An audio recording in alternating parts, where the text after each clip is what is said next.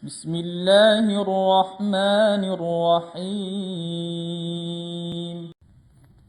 Nah, beberapa momentum keluarga yang ini bisa kita ambil pelajaran dalam rumah tangga. Yang pertama itu adalah hijrahnya beliau di jalan Allah bersama keluarga. Dan ini orang pertama dalam Islam yang hijrah. Diriwayatkan dari Anas bin Malik.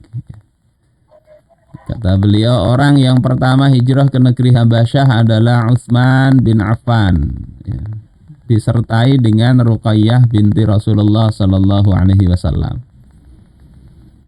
Karena waktu itu hijrah masih, zamannya belum ada telekomunikasi, nggak dapat lagi kabar Rasulullah Sallallahu Alaihi Wasallam tentang putri dan menantu beliau ini, sehingga kemudian baginda Nabi ini mencari-cari berita. Setiap ada orang dari Habasyah beliau temui, melihatkah Sayyidina Utsman dan putri beliau. Ternyata ada salah seorang wanita dari negeri Habasyah, Ethiopia sekarang ini, didatangi oleh Rasulullah. Maka wanita ini bercerita, wahai Abul Qasim, aku melihat mereka berdua. Jadi gembira Rasulullah Sallallahu Alaihi Wasallam, artinya selamat saja berangkat dari Makkah sampai ke Habasyah.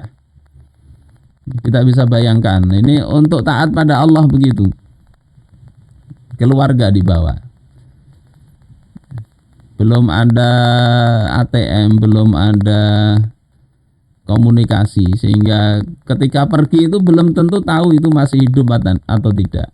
Hampir-hampir mirip dengan orang-orang berhaji dulu.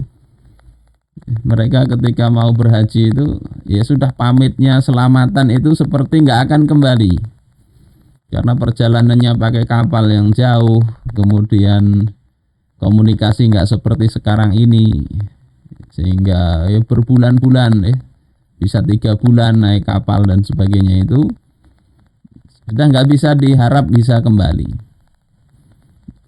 Ini begitu juga Rasulullah senang sekali mendengar bahwasanya Sayyidina Utsman dan putri beliau itu masih hidup.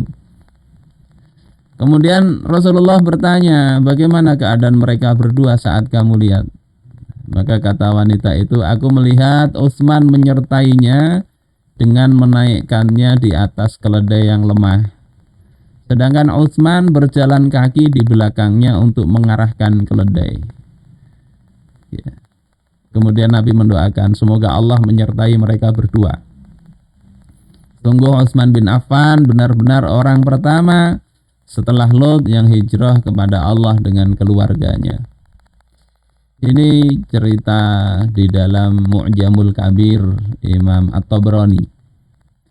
Apa yang bisa kita ambil pelajaran di sini?